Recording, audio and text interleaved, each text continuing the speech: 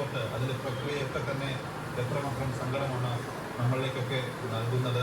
മൃതദേഹങ്ങളുടെ എണ്ണം കൂടുന്നു. 240 മുകളിലേക്ക് ഇപ്പോൾ മരണം സ്ഥിരീകരിക്കുന്നു. അപ്പോഴും തിരിച്ചറിയപ്പെടുന്ന മൃതദേഹങ്ങളുടെ എണ്ണം വളരെ കുറവാണ് എന്നതാണ് നമുക്ക് ഈ സമയം പറയാൻ കഴിയുന്നത്. ഒപ്പം ഏറ്റവും ആശങ്ക ഉണ്ടാക്കുന്നത് ചാലിയാർ ഒഴുകുന്ന ദൂരപ്രദേശങ്ങളിലേക്കടക്കം മൃതദേഹം ഈ സമയം വന്ന് അടിയുന്നു എന്നുള്ളതാണ്.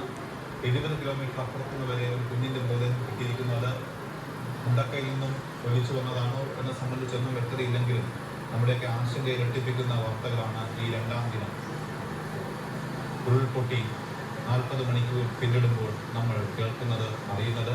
ചാലിയാർ പുഴയിൽ നിന്ന് ഇന്നലെയിൽ നിന്നുമായി ഇതുവരെ 106 മൃതദേഹം കിട്ടി. പോസ്റ്റ്മോർട്ടത്തിന് ശേഷം എല്ലാ മൃതദേഹവും മേപ്പാടിയിലേക്ക് കൊണ്ടുപോയി.